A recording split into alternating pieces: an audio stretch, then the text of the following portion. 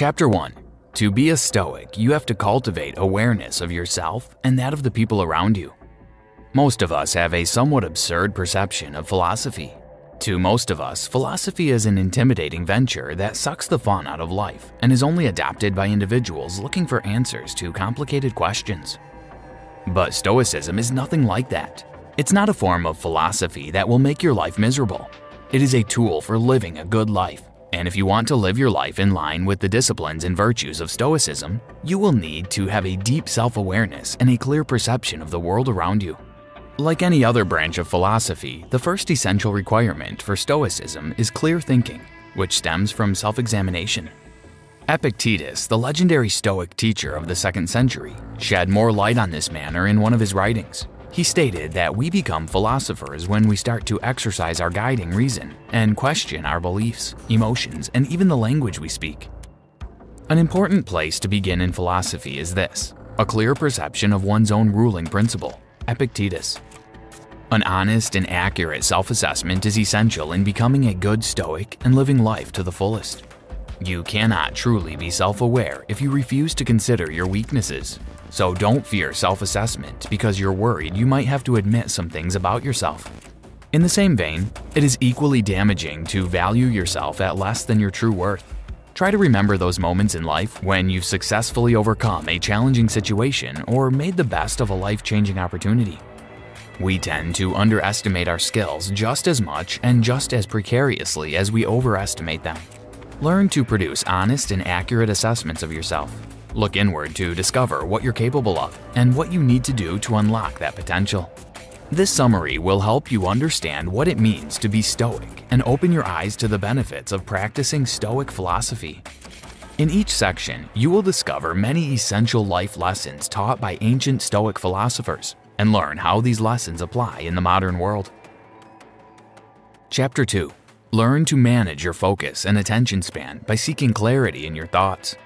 Each day presents the chance to overthink things. What should I wear? Do they like me? Am I eating well enough? What's next for me in life? Is my boss happy with my work? Surely, with all the distractions around, modern life is overwhelming. But amid all these distractions, it's possible to stay focused. Let's follow the dictum that NFL coach Bill Belichick gives his players.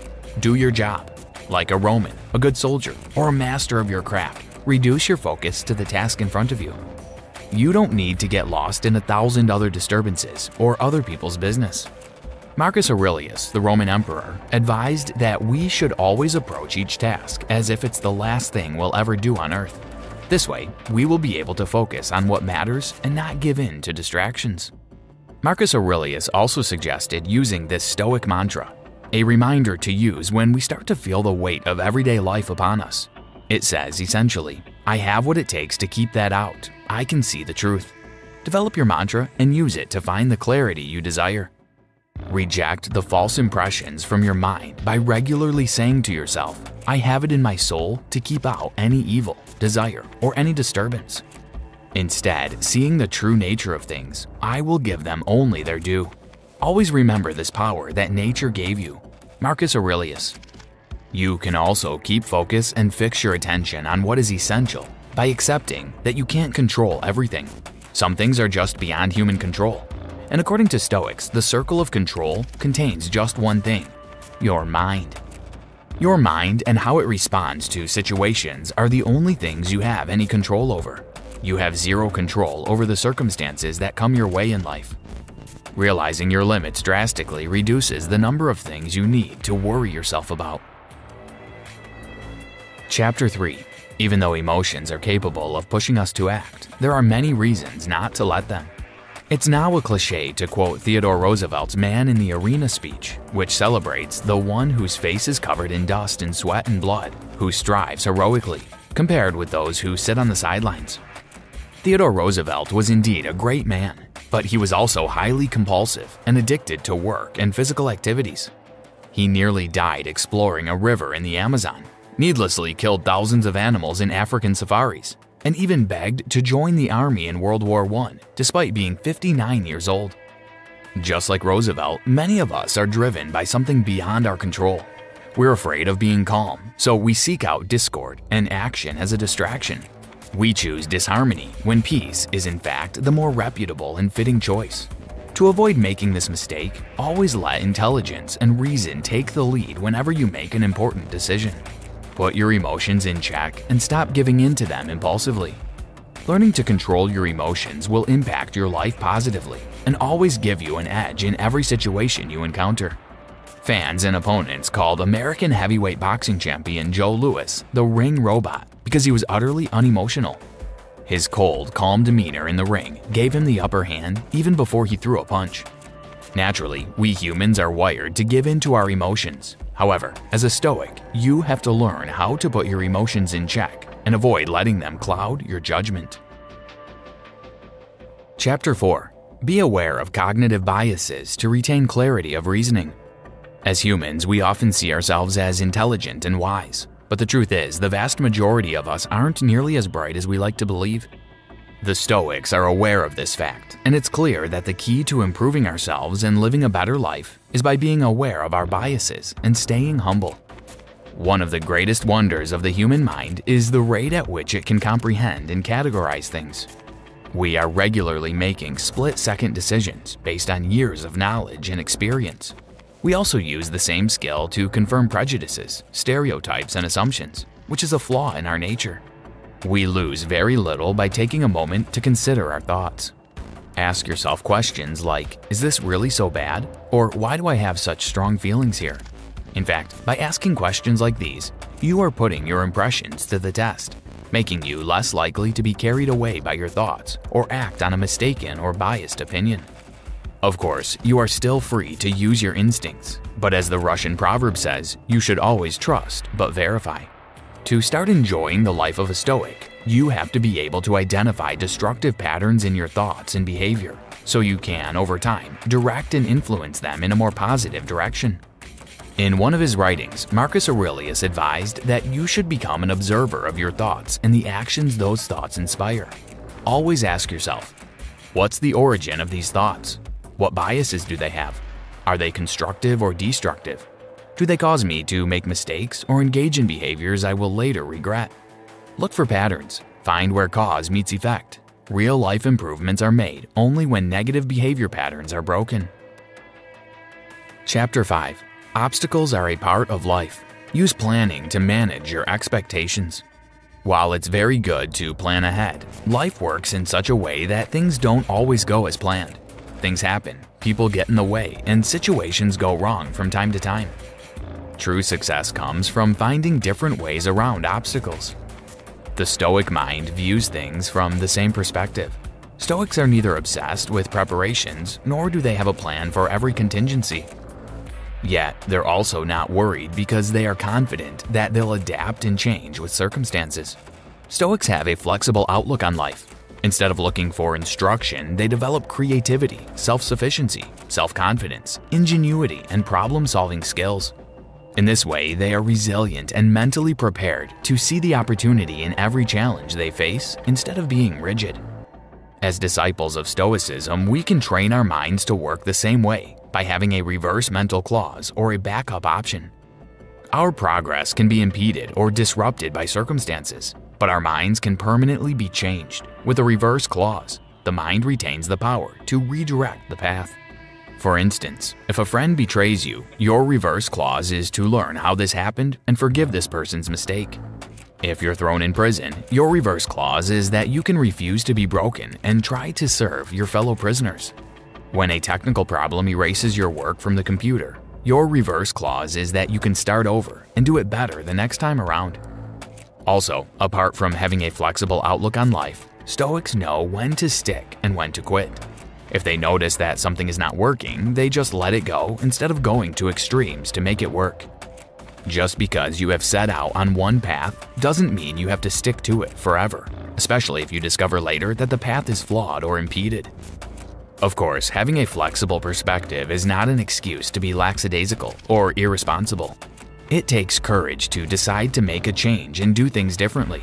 It also takes discipline and awareness to know that the sentiment of, "oh, but this looks even better," is a temptation that shouldn't be indulged endlessly. Chapter 6. Embrace fate and let it motivate you. Never see it as a source of fear. Suppose something you don't like happened to you. Which of these is easiest to change, your opinion or the past event? The answer is simple. Accept what happened and stop wishing that things had gone otherwise. Stoicism calls this the art of acquiescence. This means you accept rather than fight every little thing. But Stoics take it a step further. Instead of simply accepting what happens, they enjoy what has happened, whatever it is. They have the perfect expression to capture this idea, amor fati, a love of fate. It's not simply accepting, it's loving everything that happens. Stoics adapt their desires to circumstances rather than pointlessly wishing they could change events and make things turn out the way they want. In life, none of us have any say in the ultimate outcome of all our ventures. It doesn't matter how much effort you put into an endeavor. The result is in the hands of God, or fate, or luck, or whatever you want to call it. The sooner we understand that, the better off we will be. Believing in a higher power, in the real sense, is about attuning to the universe and ridding ourselves of the toxic mindset that we're at the center of. You do not have to believe a supreme being is in charge of the universe, but you do need to stop thinking you're the director. As soon as you accept the truth, your life will become easier and you'll be happier because you will have given up the most potent addiction of all, control. However, we all need to bear in mind that the acceptance of fate is not to be confused with passivity or seen as an excuse to live apathetically. Did you know? Former US President Franklin D. Roosevelt was diagnosed with polio at the age of 39. He spent years preparing for and dreaming about the presidency. Though he was undoubtedly the victim of a then incurable disease, he wiped away, almost immediately, the victim mentality. The rest is history. FDR went on to be elected to the presidency 4 times. Chapter 7. Accept and embrace the power of death. Don't be distressed by the thought of your mortality. In life, everything and everyone must eventually come to an end. As disciples of Stoicism, we must learn to accept the fact that death is the end of the journey for us all, rather than despise it or tremble at the thought of it. Of course, we don't have to live our lives thinking and fretting about death, but we should never forget from time to time that it's inevitable. The reality is that death is like a sword that hangs over all of us. Life can be taken from us at any moment, and that threat can send us in one of 2 directions. We can fear and dread it, or we can use it to motivate us to do good, be good, and live life to the fullest. Remember, time is our most irreplaceable asset. We cannot buy more of it. We can only strive to waste as little as possible. So use today. Use every day to do good as often as possible, and be satisfied with what you have been given. The world is undoubtedly an unequal place, but death, that's something you can't run from. It's something that comes to everyone. We all face the same end, whether you become rich and famous or shine the shoes of the people who do. In the end, death is an equalizer. It's a true lesson in abject humility. The next time you feel yourself getting high and mighty, or conversely feeling low and inferior, just remember, we all end up the same way. In death, no one is better and no one is worse. All our stories have the same finale. Conclusion. Stoicism is a tool for living a good life. It provides a set of guiding principles that can help you make better choices. Ancient Stoics believed the world's order is a natural phenomenon, and therefore, every aspect of life is interconnected to fulfill a specific duty. In addition, they believed that every person, animal, and thing has a purpose and a place in nature. As a Stoic disciple, your primary mission is to seek virtuousness. Stoics place so much value on virtue because it's the highest purpose one can commit to. A life lived in virtuousness is a life lived in honesty, discipline, and courage. We've all chased things we thought would matter. At some point, we all thought money would be the answer, or that success was the highest prize. But when we get these things, we discover that they are not enough. Just as climbing one mountain exposes a higher peak, there's never enough money, success, or love. Virtue, however, is nothing like that. Virtue is precious, and whether or not you'll be seen as a virtuous person will be determined by your actions. Of course, the price you pay for virtuousness is that you have to strive for it voluntarily. No one's going to force you to do the right thing. And as Seneca said, every noble deed is voluntary. As you continue your journey in Stoicism by putting all its guiding principles into practice, you will be able to believe in your abilities. Better still, you will also be able to improve yourself and impact the lives of the people around you through perseverance and staunch resolution. Try this. Never overestimate your abilities, but don't undersell yourself either. Look inward to discern what you're capable of and what it will take to unlock that potential. Evaluate what you are doing, why you are doing it, and where accomplishing it will take you. If you don't have a good answer, then stop.